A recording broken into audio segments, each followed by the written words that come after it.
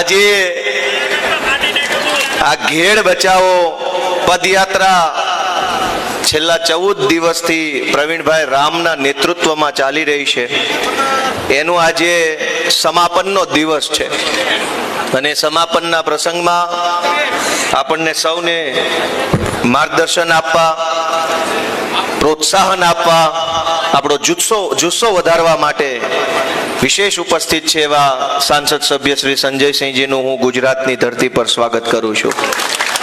આપણા સૌના આદરણીય નેતા માનની ઈશુદાનભાઈ, માનની રાજુભાઈ કરપડા, માનની સાગરભાઈ, માનની રાજુભાઈ બોરખતરિયા, માનની રેશમાબેન, માનની કાયનાતબેન, બધા જ મંચ ઉપર ઉપસ્થિત આગેવાન શ્રીઓ બધાનો હું સ્વાગત કરું છું. આજે પ્રવીણભાઈ રામ 14 દિવસ સુધી ચાલતા એક ગામડે ફરતા અહીંયા બામણાસા પહોંચ્યા છે અને 14મા દિવસના અંતે આજે આપણે બધા અહીંયા ભેગા થયા છીએ.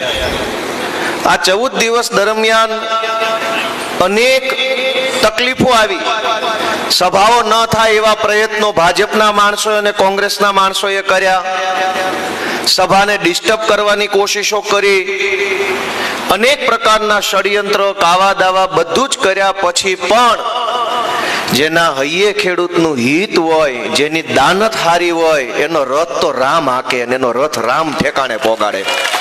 એમ પ્રવીણ રામનો રથ ભગવાન રામે ઠેકાણે પોગાડ્યો છે. કેમ કે એની દાનત ખરાબ હોત ને તો આ ઠેકાણે ન પોગી શકાય. કદાચ આપણે નો કઈ કરી શકીએ, આપણે નાના પડીએ, પણ 1000 હાથ વાળો તો ખોટી દાનત વાળો હોય ને ઉભો રાખી દે, માપમાં રેજે વાલા.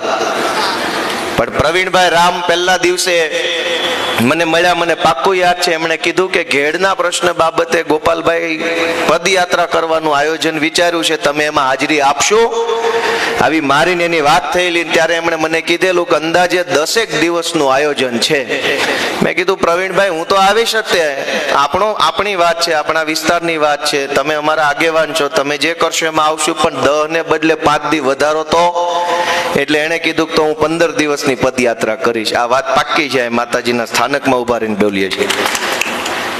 મારે આ વાત એટલા માટે ઉલ્લેખ કરવો છે કે આજના સમયમાં એવો કોણ નેતા છે જે જનતા માટે થઈને વેઠે, પગના તળિયાએ ફાડી નાખે ને જોડાય ફાડી નાખે, એવો કોણ નેતા છે? મારીને આપણને ફાડી નાખે એવા ઘણા છે, પણ પોતાના જોડા ફાડી નાખે, પોતાના પગ છોલી નાખે એવા નેતા કોણ?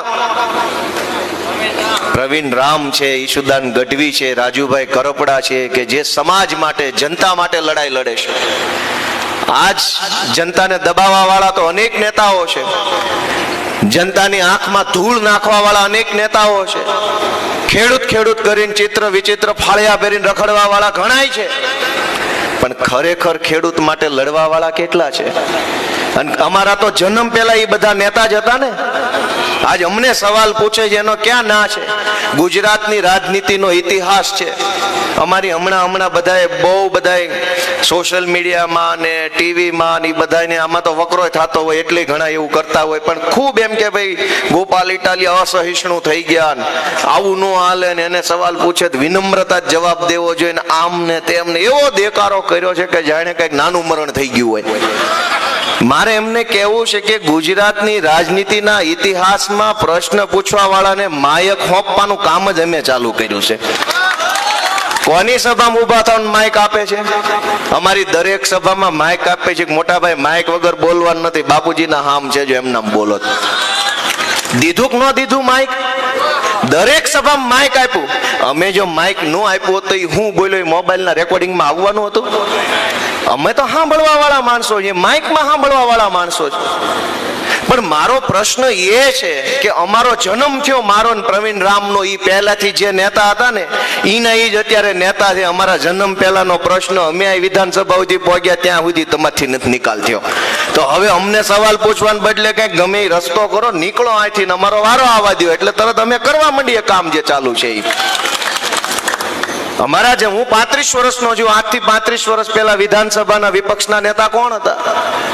ધારાસભ્યો કોણ હતા? સાંસદ સભ્યો કોણ હતા? ઈના ઈ જ આજે છે.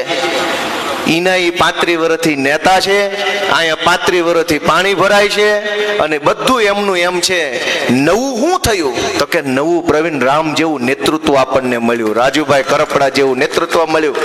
અને આ નવા નેતા આવ્યા, એ નવી વાત લઈને આવ્યા, નવો જોમ લાવ્યા, નવો જુસ્સો લાવ્યા, નવો વિચાર લઈને આવ્યા.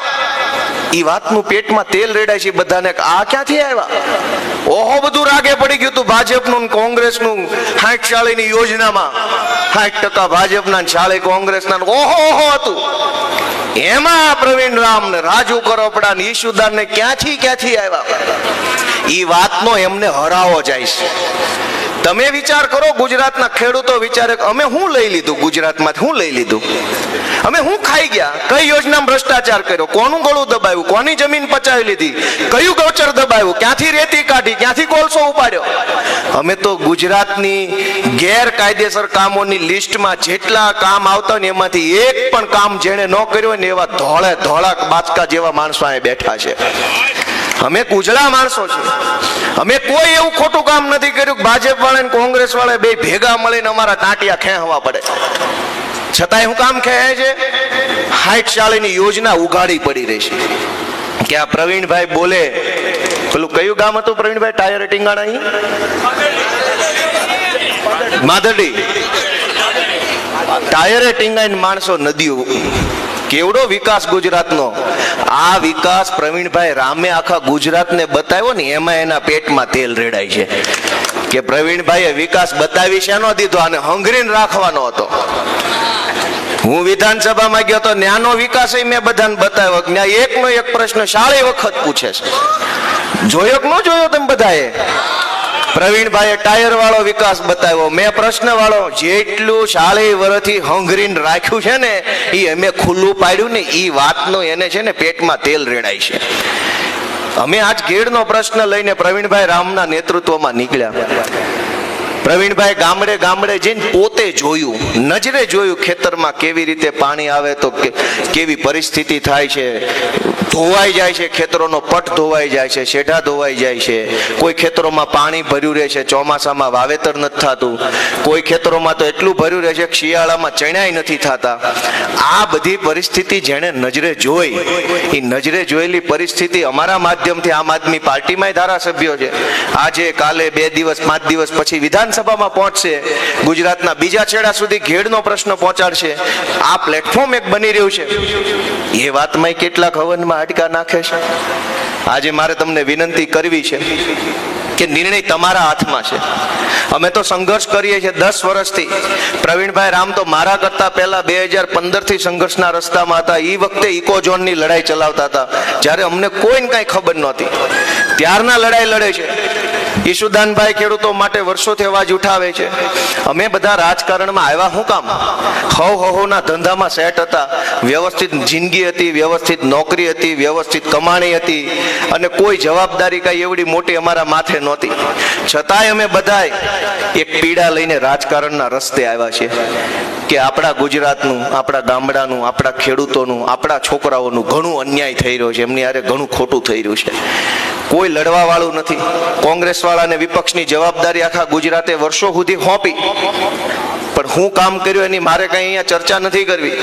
આજ અમે આખા ગુજરાતના છેડે સુધી જ્યાં જે પ્રશ્નો જે ઉઠાવવાનું કામ આમ આદમી પાર્ટી કરે છે. અમારા રાજુભાઈ કરપડા સવારે પાટણમાં હોય તો સાંજે સુરેન્દ્રનગરમાં હોય, બીજા દિવસે સવારે રાજકોટમાં હોય. એટલી ટ્રાવેલિંગ કરીને લોકોને મળે છે. ઈશુદાનભાઈને ફેસબુક ઉપર જઈને જોશો તમને ખબર પડશે કેટલી મુસાફરી કરે છે. મારામાં જોશો ચૈતરભાઈ તો જેલમાં છે, નહીતર ચૈતરભાઈ સતત મુસાફરી કરે છે.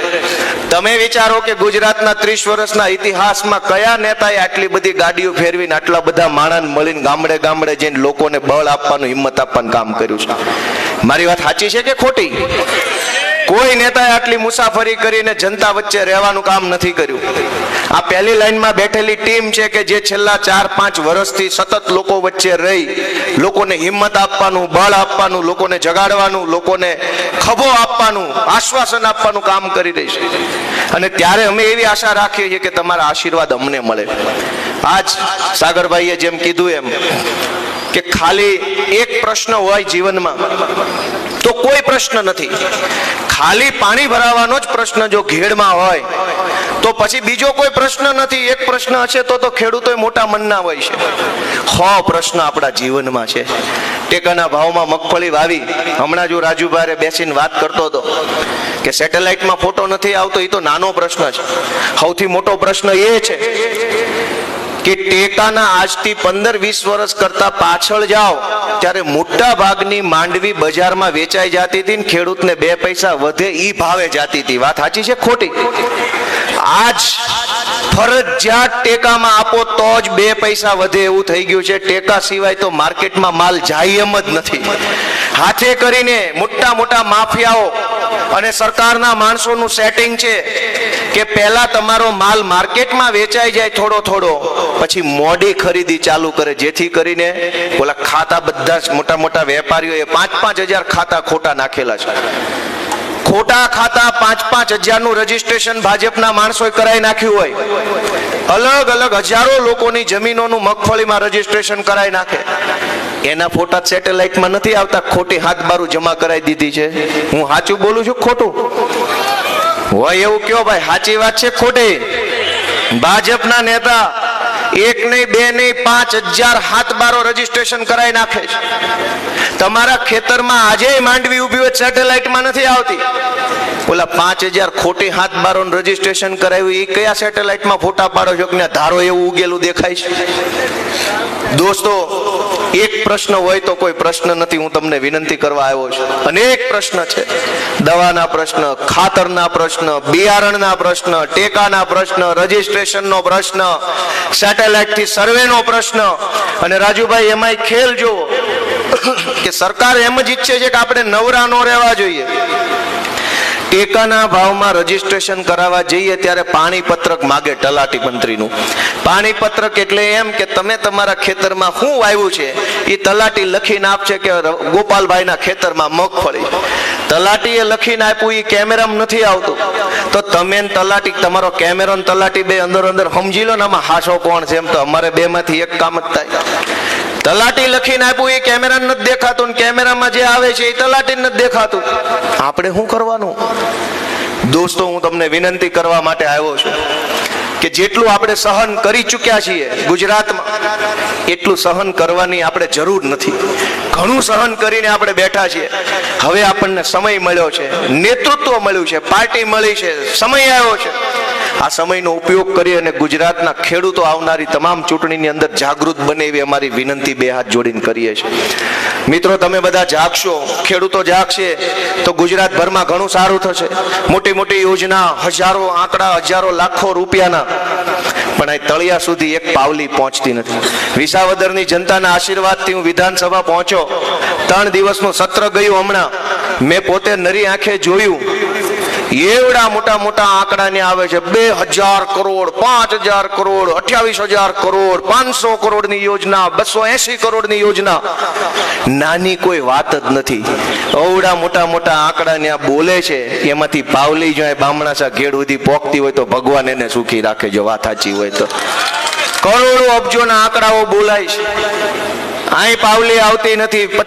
20 વર્ષ પહેલાની, તમે 20-25 વર્ષથી, આમ તો ગુજરાતમાં 30-35 વર્ષથી ભાજપની સરકાર છે. ખાલી એક વાત મનમાં વિચારો.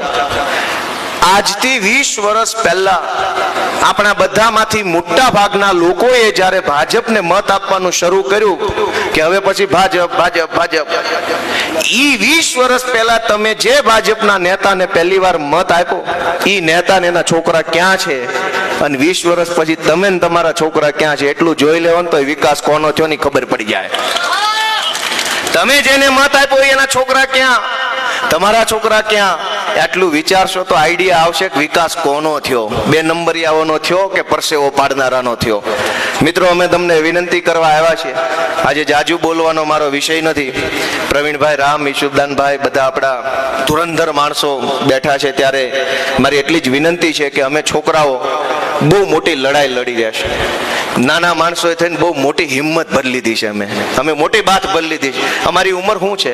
પ્રવીણભાઈ, રામ, ગોપાલભાઈ, રાજુભાઈ ની ઉંમર શું છે? અમે 35-36 વર્ષના આસપાસના માણસો છીએ. 35-36 વર્ષે અમે અવડી મોટી ભાજપની 40 વર્ષ જૂની સરકાર સામે મોરો મારી દીધો છે. હવે તમારે અમારી આબરૂ રાખવાની જવાબદારી તમારી છે. છેલ્લા 35 વર્ષથી ગુજરાતમાં ભાજપની સામે કોઈ અવાજ ઊભો નથી થયો અને 35 વર્ષના જુવાનિયા ઊભા થયા છે. એની આબરૂ જાળવજો, એનું બાવડું જાળજો, એના માથે તમારો આશીર્વાદ ભરેલો હાથ મૂકજો. હું તમને બધાને વિનંતી કરતો જાઉં છું. જય કિસાન.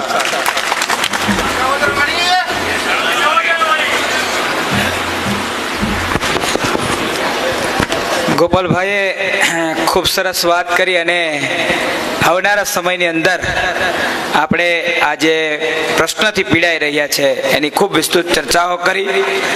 આપણી વચ્ચે પ્રદેશ અધ્યક્ષ માનની સુદાનભાઈ ગઢવી છે, માનની પ્રવીણભાઈ છે અને આપણે લાસ્ટમાં સંજયસિંહને સાંભળવાના છે. તો બધા જ લોકોને નમ્ર વિનંતી કે પોતાનું સ્થાન ગ્રહણ કરે અને આજુબાજુમાં બેઠેલા તમામ લોકોને નમ્ર